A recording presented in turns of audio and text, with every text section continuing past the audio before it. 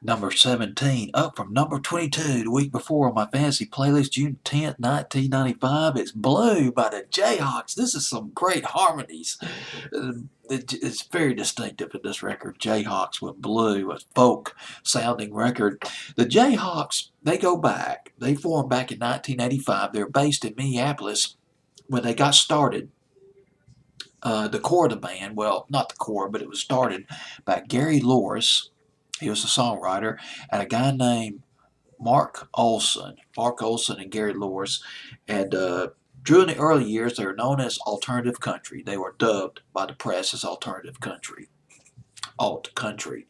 They released their first album off a small record label in 1986, and they released another album in 1989, remixes of some of the songs that they had stockpiled in 1989. That album was called Blue Earth. It was released off the Twin Tone record label. Now, I like this story right here. They got a record deal in 1991 with a record company I never heard of before. It's called Deaf American. Now, here's how they got the deal. And this is just something like this is either divine intervention or it's just plain old dumbass luck. The guy who is artist repertoire guy with the Deaf American record label, he was making a phone call to the Twin Tone record label. One phone call. And he was either waiting for the other person to answer or put on hold, or he was talking to the other person when he heard Blue Earth. He heard the album Blue Earth playing in the background. And he was like, my God, that sounds good, man. Let's get these guys from the Twin Tone label. Let's get these guys from the record label and put them on our record label, Deaf American. Now, here's another thing I learned. This is lovely. And I'll tell you why. Mark Olson left the band in 1995. He joined with his wife. His wife, singer, songwriter, Victoria Williams. They formed a band.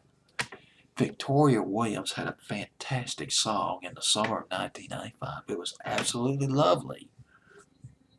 They played it on Hitline, Music's top 40 outlet. If I remember correctly, the song was called "You Are Loved, You Are Really Loved."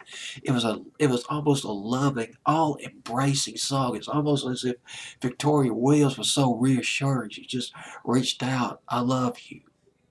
I mean, it's just, I know it sounds cheesy, but it can't be any more cheesier than the record that's coming up at number one. Oh, God. But I just found that out about Victoria Williams and Mark Olson. When Mark Olson left the band, Gary Loris took over as principal songwriter and lead vocalist or lead guitarist of Jayhawks. Their biggest album was called Mockingbird Time. It yielded Blue. But Blue, oh God. And it's in the 60s. In the 60s, a song like Blue probably would have had a chance of climbing to maybe into the top 10. Because this song is it's kind of in the same genre as like the Kingston Trio, the Highwaymen. It's in that tradition, the Chad Mitchell Trio, and that folk tradition. But hey, it's alt folk, it's alt country.